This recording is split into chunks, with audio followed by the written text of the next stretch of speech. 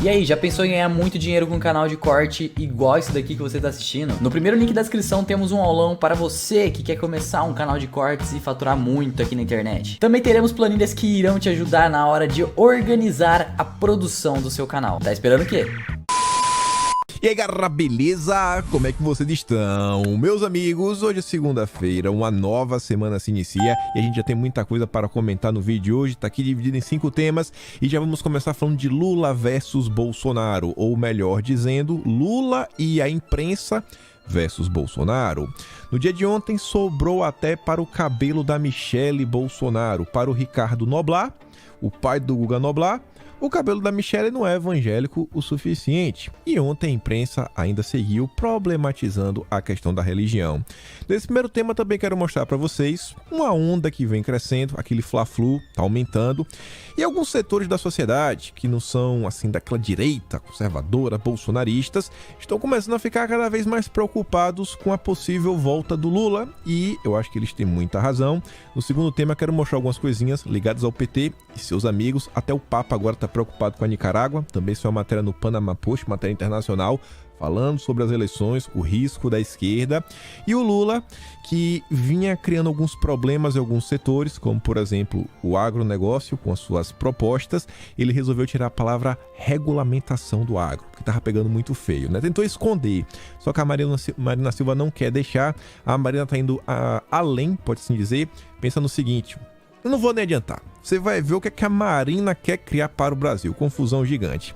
Depois vamos falar de eleições, coisas assim bem diversas. Mostrar algumas coisas também relacionadas à imprensa. Mais uma vez o pessoal jogando bola com a cabeça de Bolsonaro. Mas para Folha de São Paulo chamaram um especialista para falar que é liberdade de expressão. Enfim, tem isso daí. Quero mostrar uma...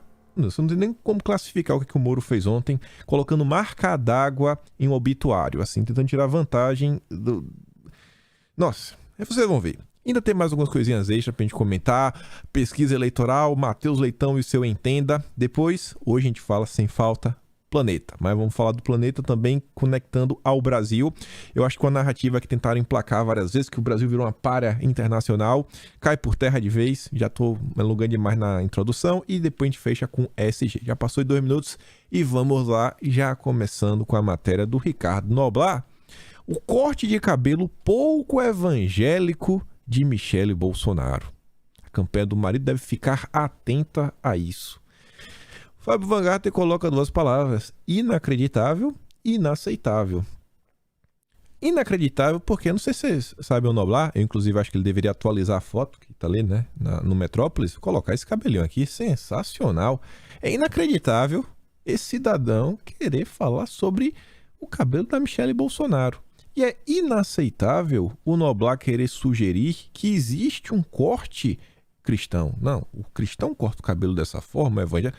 Não, as pessoas são livres, Noblat. O Brasil, aparentemente, é uma democracia, pelo menos é o que vocês dizem. Vocês dizem que é Bolsonaro que coloca a democracia em risco.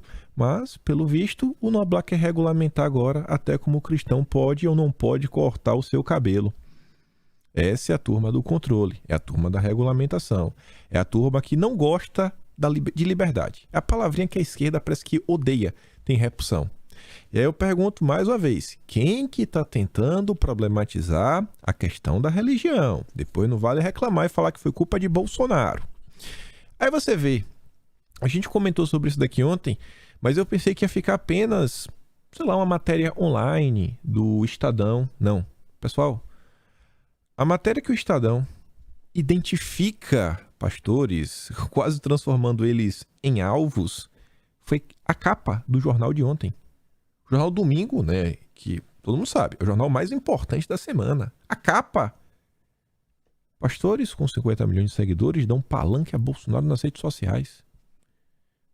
Só faltou chamar de criminoso. A treta fala o seguinte: o Estadão criou nova lista de perseguição, desta vez com pastores. Foi... com esse tipo de lista, feita por José Fux, que colocou um alvo nas costas de perfis relevantes nas redes para perseguição e cooptação. O objetivo é o mesmo: atacar quem tem engajamento e apoia o presidente. A primeira matéria do Fux, eu acho que ela... Estou na dúvida agora se foi de março de 2019 ou ela ainda é de 2018, no final do ano de 2018. Sarita lembra muito bem dessa história, né? Quem acompanhou a época não tem como esquecer as peripécias que a imprensa criou e fez. Continuando aqui, mais uma vez o Estadão. Bolsonaro vai à Igreja Católica em Brasília após acenos a evangélicos. Assim, assim, tá escancarado. Tá escancarado. A Lisa disse: que jornalismo imundo. Estão tentando dividir os cristãos a qualquer custo. Bolsonaro nunca escondeu de ninguém que é católico. O que o diferencia de qualquer outro é que ele respeita os evangélicos e também todas as outras religiões. A Michelle Bolsonaro, que por outro lado é declaradamente evangélica, estava lá em Aparecida ajudando na doação de alimentos. Mas a imprensa quer criar confusão a todo custo. Aí você vê. As duas notas foram da coluna do Lauro Jardim. Só a primeira que é escrita pelo Lauro. O pedido da campanha de Lula a Janja. Tudo que a campanha de Lula não quer é transformar a campanha presidencial numa guerra de religiões. Mas é o que o Lula está fazendo. É o que a Janja também está fazendo. É o que o PT está fazendo. É o que a Globo está fazendo. É o que o Estadão, a Folha, o Metrópolis, a Veja estão fazendo. Ainda que até agora não esteja conseguindo. Assim, foi pedido à Janja que não mais rebata as pregações de Michelle Bolsonaro como fez 2 semanas atrás. Agora também isso me espanta. O PT querer falar o que a Janja pode ou não pode fazer. Eu espero que pelo menos tenha sido a Gleisi Hoffmann, com a mulher, para depois não virar mansplaining. Acho que a Janja tem o direito de falar o que ela quiser, não pode ser censurada. E a outra nota é o seguinte: líderes evangélicos preparam novos ataques contra o PT, apenas começando. Pastores aliados a Bolsonaro, avaliam ter ainda a margem de evangélicos arrependidos para reconquistar. O último Datafolha revelou isso, aquilo, outro. Perceba ainda como o Datafolha vem servindo de base para inúmeras matérias. Saiu na quinta-feira, ontem foi domingo e ainda estavam comentando Datafolha. Um pastor muito próximo ao presidente definiu que os ataques até agora eram um treino. Qual pastor? Qual pastor definiu isso? Seria muito interessante a Globo dar o nome. O jogo está apenas começando. Assim, o que é que vem sendo feito? Isso daqui, pessoal, no final do dia, é só uma matéria para justificar o que o Estadão está fazendo. É apenas uma matéria para falar, não, tudo que a gente está fazendo, toda porrada que a imprensa vem dando tem justificativa. É porque a turma ligada a Bolsonaro está perpetrando ataques. Quais ataques? Ataques, eu vi, foi o Lula fazendo lá no Vale do Anhangabaú. Aí vem a Folha de São Paulo. Olhem a imagem de capa. Mais uma vez, Bolsonaro e Michelle. O que a Folha pensa? Isso aqui é um editorial. Está falando em nome da organização Folha de São Paulo. Demônios eleitorais. Bolsonaro e Michelle? Bolsonaro e Michelle? Eu realmente queria que a imprensa me apontasse. Bolsonaro fez isso, por isso que nos últimos dias foram mais de 40 matérias problematizando a questão de religião. Só apontar. Volto a falar, eu só consigo lembrar até o momento Bolsonaro cobrando que o Lula se posicione e, inclusive, peça para o seu amigo que ele defendeu, que é o Daniel Ortega, para parar de perseguir as pessoas na Nicarágua, os cristãos. Só isso. Foi a única coisa que eu lembro que o Bolsonaro fez. A Michelle colocou um vídeo e perguntou, isso pode? Só. E eles são os demônios? O Lula é o santo. Aí tá a Thaís, né? Folha acaba de chamar, né, todos os cristãos de demônios. Onde eles querem chegar? Querem queimar aí? Eu não vou nem terminar. Eu vou pra matéria. Separei só 4 parágrafos. A matéria é muito mais do que isso. 85% da matéria é dedicada a criticar Bolsonaro, problematizar o entorno de Bolsonaro e, quando falar de Lula, é dando algumas sugestões para ver se dá uma ajuda. Era de esperar que Bolsonaro liderasse entre os evangélicos. Isso era óbvio, né? Dada a história de uso da pauta de costumes e da aproximação com pastores. Não é o uso, é o histórico de defesa Bolsonaro não usa. Bolsonaro sempre defendeu essas pautas, mas pelo menos ela foi sendo minimamente honesta. Somos contra o meu corpo, minha regra, ideologia de gênero, liberação, né, de substâncias aí entorpecentes. Somos defensores da família brasileira, disse o presidente na Marcha para Jesus. Nada diferente do que ele disse nos últimos 20 anos. Já o campo petista mostra que até recentemente deixava de lado a necessidade de estabelecer uma comunicação direta com esse grupo. Isso também era óbvio. O Lula tá nem aí para nada. Como já ocorreu em pleitos anteriores, é provável que candidatos abandonem bandeiras que desagradem ao eleitorado religioso mais conservador, como a descriminalização, meu corpo, minhas regras, que são defendidas por esta Folha. A Folha de São Paulo não tem nenhum pudor, nenhuma vergonha de falar: a gente defende a descriminalização e meu corpo, minhas regras. Não há nada há de legítimo em adaptar programas de governo às preferências de parcela expressiva dos votantes. O perigo, como sempre, está em pôr o Estado laico a serviço de dogmas da religião. Não são dogmas da religião. É você fazer com que a vontade da maioria seja respeitada. Isso chama democracia. Se a população acha que seus valores devem estar na política do dia a dia, até quem sabe entrar na Constituição, ela pode eleger deputados que podem propor essas coisas e isso pode entrar. Isso se chama democracia. Mas a Folha de São Paulo está muito incomodada. Por quê? É aquela velha história. O Estado é laico, mas 85% mais dos brasileiros se declaram cristãos. Isso para a Folha incomoda muito. Incomoda demais. O pessoal começou com... Como é que pode falar? Começou com os bolsonaristas. Começou com Bolsonaro. Também ali professor Olavo de Carvalho. Depois começou a pegar ali os bolsonaristas de primeira ordem. Depois começou a complicar para conservadores, mais à direita. Depois algumas palavras, até coisas polêmicas. Durante a pandemia não podia mais falar. Agora a imprensa está problematizando os cristãos. E tá indo, né? Eles não param. O Eduardo Matos de Alencar ontem fez esse comentário, passou na minha timeline. Eu achei interessante. Ele falou o seguinte: existe um incômodo crescente com o apelo que as pautas morais estão tomando na eleição. A esquerda está incomodada, procurando equivalência, censura, mas não está conseguindo. Reclamaram até que o corte de cabelo da Michelle é pouco cristão. Precisamos dobrar a dose. E não só esse incômodo está crescendo, a questão das pautas morais, como também até a questão econômica. As pessoas estão parando. A própria volta do Lula, o Guilherme Amado solta mais uma nota daí dos seus vazamentos que ele teve acesso. Não é vazamento não, né? Ele teve acesso às mensagens secretas do grupo de empresários. E a nota de ontem é o seguinte: Luciano Hang sugeriu ir embora do Brasil caso Lula vença a eleição. Dom de Lois Avan enviou mensagem ao grupo dizendo que poderá ir embora do país caso Lula volte ao poder. Essa matéria aqui não deveria ser analisada apenas do ponto seguinte: o Luciano Hang vai embora, ele não gosta do Brasil. Não, é algo muito maior. Vamos falando do próprio Luciano Hang. Primeiro, será que a volta do PT não seria realmente um problema para o Luciano Hang? Será que o Lula ele realmente seria paz e amor?